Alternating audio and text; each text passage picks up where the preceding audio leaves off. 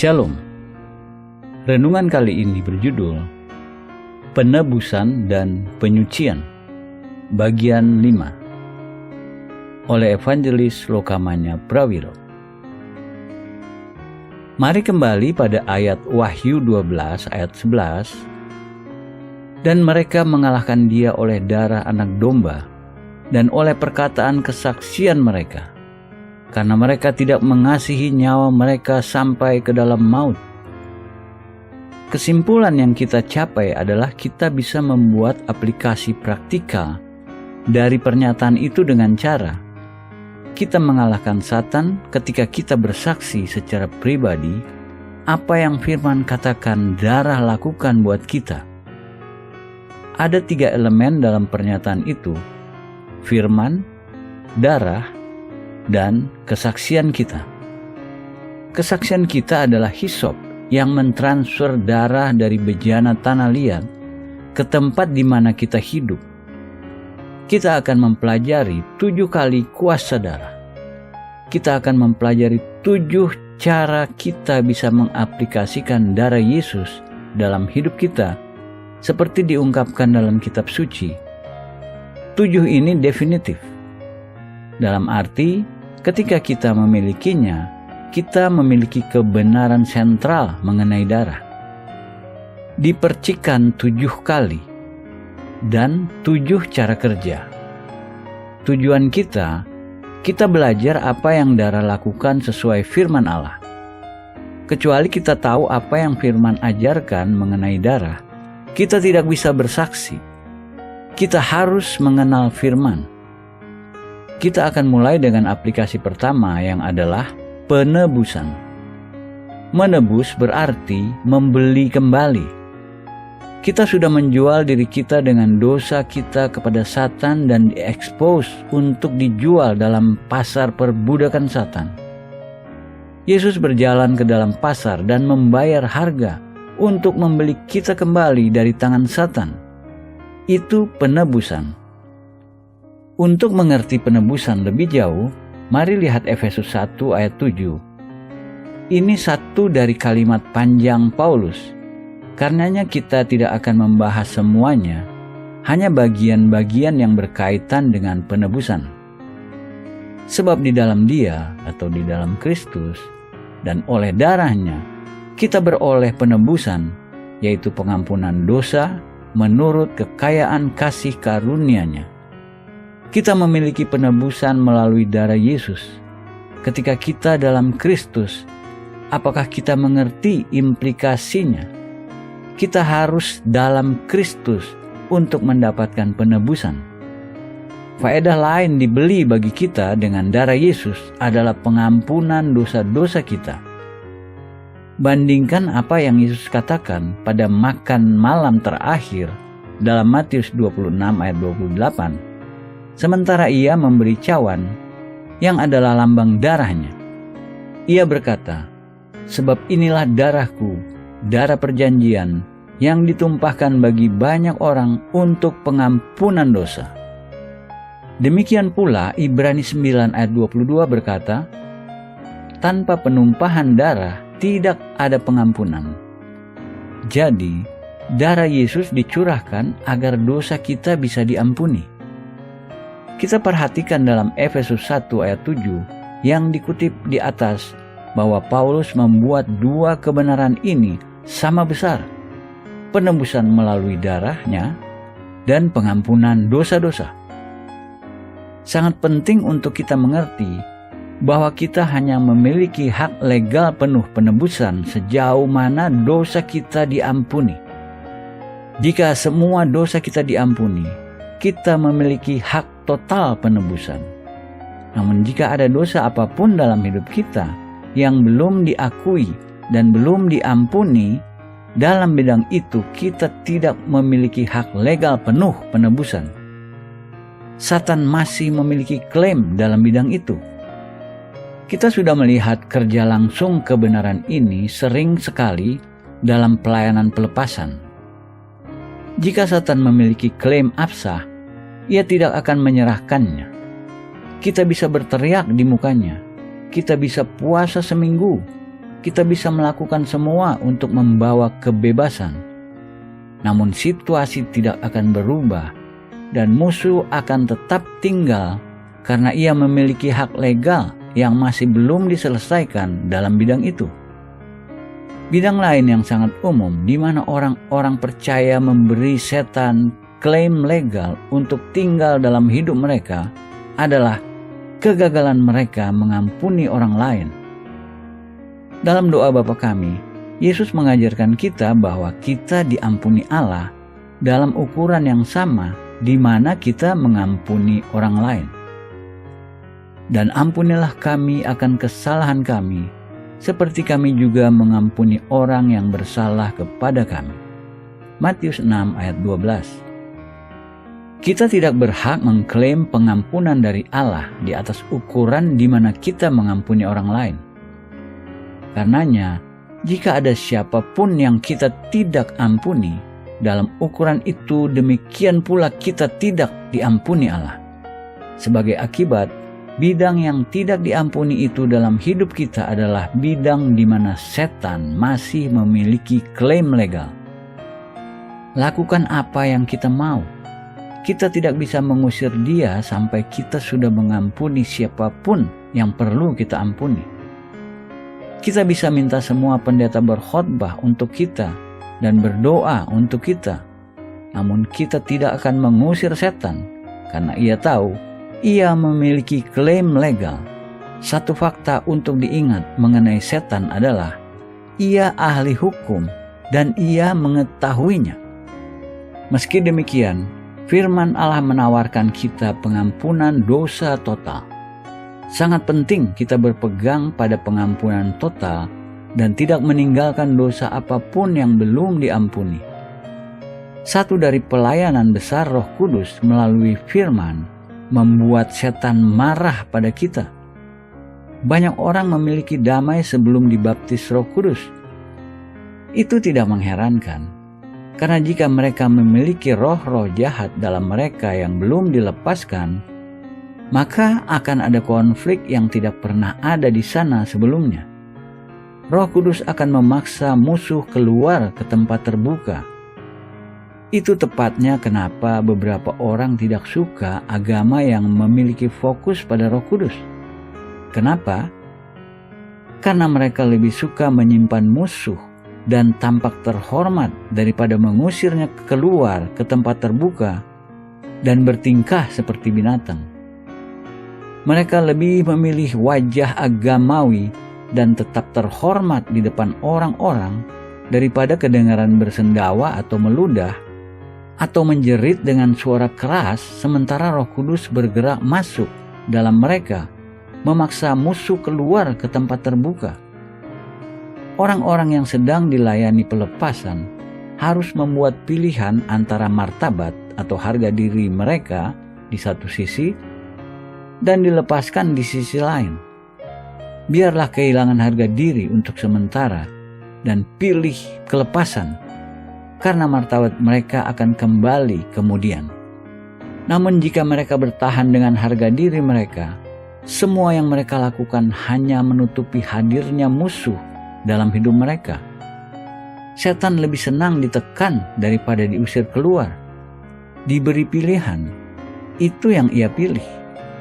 Namun cara membangkitkannya, cara membuatnya begitu marah sampai ia tidak bisa diam lebih lama lagi adalah ketika kita bersaksi tentang darah Yesus. Ketika itu terjadi, setan mulai memperlihatkan siapa diri mereka sebenarnya. Dalam terang Efesus 1 ayat 7, kita harus bersedia mengakui dan menolak semua dosa. Kita harus bersedia mengampuni semua orang yang sudah melanggar melawan kita atau menyakiti kita atau bersalah pada kita seperti Allah mengampuni kita. Jika kita mengambil tindakan itu, berdasarkan itu, kita bisa membuat kesaksian melalui darah Yesus. Semua dosa kita diampuni. Kita ingat dalam 1 Petrus 1 ayat 18-19 yang mengatakan, sebab kamu tahu bahwa kamu telah ditebus dari cara hidupmu yang sia-sia, yang kamu warisi dari nenek moyangmu itu, bukan dengan barang yang fana, bukan pula dengan perak atau emas, melainkan dengan darah yang mahal, yaitu darah Kristus yang sama seperti darah anak domba yang tak bernoda dan tak bercacat. Darah Yesus harga penebusan kita. Kita dalam genggaman setan. Kita mangsa absahnya. Namun Yesus membeli kita kembali dengan harga darahnya, satu-satunya harga yang bisa menebus umat manusia yang jatuh. Dalam Roma 7 ayat 14, Paulus berkata, "Tetapi aku bersifat daging, terjual di bawah kuasa dosa." Metafora yang Paulus gunakan umum pada peradaban masa itu. Perbudakan banyak dipraktikkan dalam peradaban Roma dan Yunani. Ada banyak lapisan bawah budak-budak dalam kedua masyarakat itu, dan umum bagi orang-orang dijual sebagai budak di pasar budak. Frase umum Latin masa itu menjual seseorang di bawah tombak, yang berarti menjualnya sebagai budak. Di pasar budak pada masa-masa itu, ada tumpuan di mana mereka meletakkan orang yang dijual. Di atas kepalanya ada tombak membentang, tanda bahwa ia sedang dijual sebagai budak. Ketika Paulus berkata, "Tetapi aku bersifat daging, terjual di bawah kuasa dosa," apa yang ia katakan adalah, dosa saya adalah tombak di atas kepala saya yang mengekspos saya untuk dijual di pasar budak Satan. Ada saat dalam hidup kita di mana setiap dari kita menunggu untuk dijual sebagai budak. Berpikir tentang pekerjaan budak. Satu perempuan dijual sebagai budak dan menjadi tukang masak. Yang lain dijual dan digunakan sebagai pelacur. Bukan pilihannya. Pilihan pemilik budak. Satu laki-laki bisa dijual menjadi pekerja di ladang. Yang lain bisa dijual ke dalam perbudakan untuk pekerjaan kejahatan. Ia tidak memiliki pilihan. Itu sebabnya, meski kita mungkin budak terhormat, kita harus hati-hati untuk tidak memandang rendah mereka yang kurang terhormat. Bukan pilihan mereka, melainkan pilihan tuan budak. Kita tidak boleh memandang hina pelacur atau alkoholik. Mereka dijual sebagai budak dan mereka tidak memiliki pilihan. Tuan budak yang memutuskan menjadi apa hidup mereka. Ketika kita diekspos untuk dijual ke dalam perbudakan, Yesus masuk ke dalam pasar budak dan berkata, "Aku akan membeli orang itu. Aku akan membeli perempuan itu. Berapa harganya? Darahku." Itu artinya ditebus dengan darah Yesus. Jika kita tidak bergairah mengenai itu, kita tidak pernah mengerti apa yang Yesus capai mewakili kita dengan mencurahkan darahnya untuk kita. Kebenaran penebusan Yesus tidak pernah menjadi kenyataan atau dialami sebagian besar orang. Satu-satunya pribadi yang bisa membuat realita penebusan real untuk kita adalah Roh Kudus. Beberapa orang mentertawai mereka yang bergairah. Namun ketika kita tahu apa yang Allah sudah lakukan untuk kita, kita sulit menahan gairah dan sukacita kita. Roh Kudus memberi kita reaksi logikal atas kabar baik ini. Kita jiwa-jiwa yang hilang dalam kekekalan. Kenapa kita tidak bersukacita dibebaskan oleh juru selamat kita? Allah tanpa alasan kecuali kasih memberi anaknya yang tak bernoda mati mewakili kita. Maka haruskah kita merespons dengan suara monoton, dengan malas, sementara kita berkata, "Saya percaya pada Allah Bapa"? Jika kita merespons dengan cara itu, apakah kita benar-benar percaya? Karena jika kita percaya, respons kita akan berbeda. Respons tak bergairah tanpa jiwa adalah agama. Ketika kita memiliki iman, mentransformasi kita seluruhnya. Berdampingan dengan 1 Petrus 1 ayat 18-19, Mazmur 107 ayat 2, biarlah itu dikatakan orang-orang yang ditebus Tuhan, yang ditebusnya dari kuasa yang menyesakkan. Siapa musuh kuasa yang menyesakkan? Satan. Apa yang harus kita lakukan jika kita ditebus? Kita harus mengatakan kita ditebus. Itu bagian dari kesaksian kita. Mazmur 91 disebut Mazmur perlindungan sempurna dari setiap jenis kejahatan dan bahaya dan kerusakan. Meski demikian, dan kapanpun bisa datang, kita mungkin tahu Mazmur indah ini sangat baik. Jadi tidak perlu dikutip secara keseluruhan. Mari kembali pada 2 ayat pertama. Orang yang duduk dalam lindungan yang maha tinggi dan bermalam dalam naungan yang maha kuasa. Kata bermalam dalam Ibrani biasanya berarti melewati malam. Kata yang sering digunakan sebagai acuan untuk menghabiskan malam. Jadi sepanjang jam-jam kegelapan, orang-orang percaya sejati berada di bawah bayang-bayang atau perlindungan yang maha besar. Mari sekarang kita lihat ayat kedua. Akan berkata kepada Tuhan, tempat perlindunganku dan kubu pertahananku, Allahku yang kupercayai. Frasa-frasa ini pintu jalan masuk ke dalam perlindungan sempurna. Apa yang membuka pintu? Kesaksian kita. Saya akan mengatakannya. Jika kita tidak mengatakannya, kita tidak memilikinya. Dibutuhkan keberanian untuk mengatakan apa yang ada dalam Mazmur 91. Namun hanya mereka yang mengatakannya memiliki hak alkitabiah untuk hidup dalamnya. Perkataan kesaksian kita yang membuatnya efektif. Realita datang melalui kesaksian kita. Maka marilah mengatakannya. Kesaksian pribadi kita. Melalui darah Yesus, saya sudah ditebus dari tangan Satan. Melalui darah Yesus, semua dosa-dosa saya diampuni. Saya di tangan Satan, sekarang saya tidak lagi di tangannya. Saya sudah ditebus dari tangannya. Darah Yesus yang membebaskan saya dari tangan setan, pembunuh, dan memindahkan saya ke dalam tangan Gembala baik, pemberi hidup. Lebih jauh, Yesus berkata, tidak ada orang yang akan mengambilnya dari tanganku. Ada transfer hidup saya dari tangan setan ke tangan Tuhan. Dengan menyaksikan kebenaran indah ini, kita melakukan signifikan spiritual besar yang bisa memengaruhi sisa hidup kita. Kesaksian kita disaksikan oleh makhluk-makhluk di surga. Kesaksian kita adalah hisop yang mengambil darah ke tempat di mana kita hidup. Aplikasi kedua darah Yesus adalah penyucian. Mengenai penyucian, ayat pertama yang akan kita pelajari 1 Yohanes 1 ayat 7.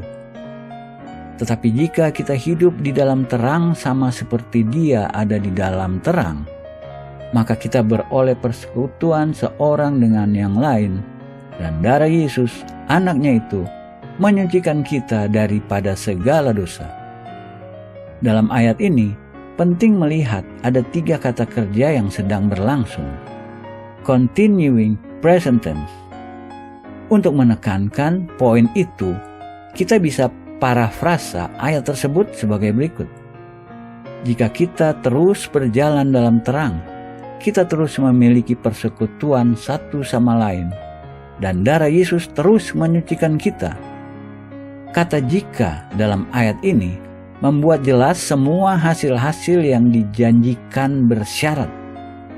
Juga penting untuk diperhatikan, sebelum kita mengambil aplikasi darah dalam ayat ini, ada 3 tindakan yang saling berhubungan atau terkait satu dalam firman Allah yang tidak bisa dipisahkan.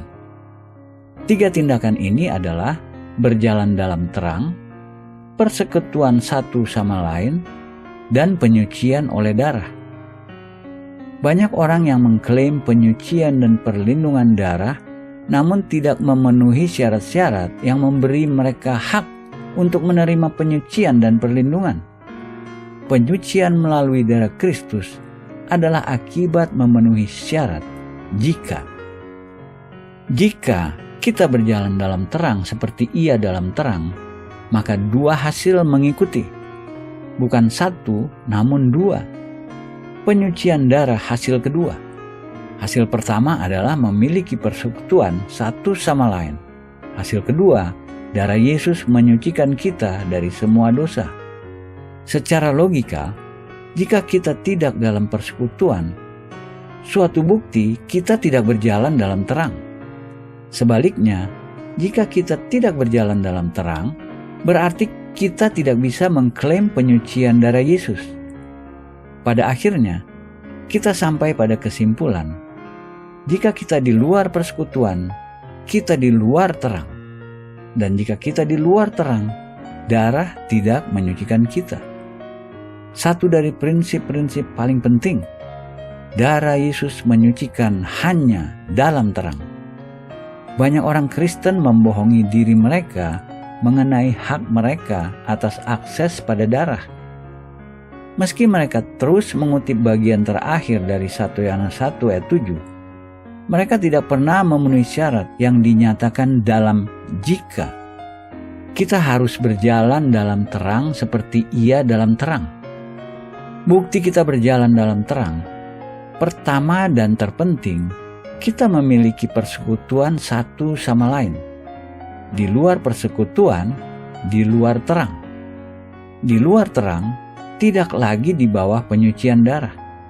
Ini caranya persekutuan tempat terang. Persekutuan tempat pengujian. Kenapa? Karena makin dekat persekutuan, makin cerah terangnya. Sampai kita datang ke tempat di mana tidak ada sudut-sudut, bayangan-bayangan, tidak ada yang tertutupi. Kita berada di luar terang, tempat transparan, tempat sangat menakutkan bagi manusia natural. Namun itu satu-satunya tempat di mana darah Yesus sepenuhnya memenuhi fungsi penyuciannya. Jika kita ingin penyucian, dalam terang. Jika kita bersalah dengan Allah atau dengan sesama kita tidak sepenuhnya dalam terang. Akibatnya, darah tidak bisa diaplikasikan kecuali dalam terang. Apa yang harus kita lakukan? Kita harus datang pada terang. Apa artinya datang pada terang? Kita harus mengakui dosa-dosa kita dan membawanya pada terang. Itu langkah paling sulit bagi manusia natural. Terang tampak begitu terang. Oh, saya tidak bisa membawa hal mengerikan itu, ingatan buruk itu, rahasia bersalah itu. Saya tidak bisa mengeksposnya pada terang.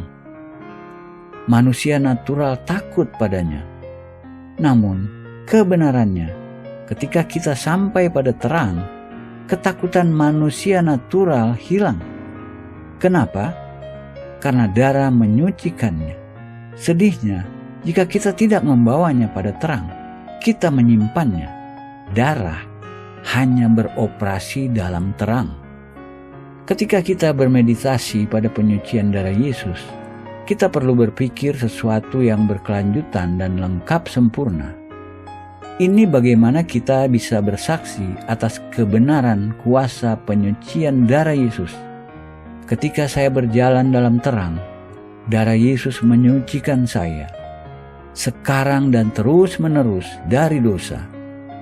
Ada uraian indah dalam Mazmur 51, Mazmur penyesalan Daud setelah ia dipersalahkan dari dosa-dosa perzinahan dan pembunuhan. Dalam ayat 9 Daud berkata, "Bersihkanlah aku daripada dosaku dengan hisop, maka aku menjadi tahir. Basuhlah aku, maka aku menjadi lebih putih dari salju." Kita membaca Daud berbicara mengenai penggunaan hisop. Apa implikasi hisop? Artinya, dengan saya membawa darah ke tempat di mana saya hidup, memberi gambaran nubuat disucikan dengan darah Yesus. Sementara kita membaca ayat ini, mari kita berdoa dari Mazmur 51 ayat 7. "Bersihkanlah aku daripada dosaku dengan hisop, maka aku menjadi tahir. Basuhlah aku, maka aku menjadi lebih putih dari salju." Tidakkah itu pikiran indah? Dengan ayat ini di pikiran, Mari ulang kesaksian yang kita pelajari. Ketika saya berjalan dalam terang, darah Yesus menyucikan saya sekarang dan terus-menerus dari dosa. Kita mengatakan dalam deklarasi ini, darah Yesus menyucikan saya sekarang. Kenapa kita mengatakan ini? Karena kita percaya dalam pernyataan di sini dan sekarang. Bukan hanya sesuatu yang umum, namun real di masa kini. Menyucikan kita di sini sekarang, namun juga seterusnya. Suatu jaminan mengetahui kemana kita bisa pergi ketika kita bersalah. Pikirkan mengenai miliaran orang yang bersalah dan tidak tahu harus pergi kemana. Bayangkan bagaimana rasanya memiliki hati nurani yang bersalah, disiksa oleh dosa, dan tidak tahu harus pergi kemana untuk mendapatkan pengampunan dan damai. Itu kondisi kemanusiaan hari ini. Amin.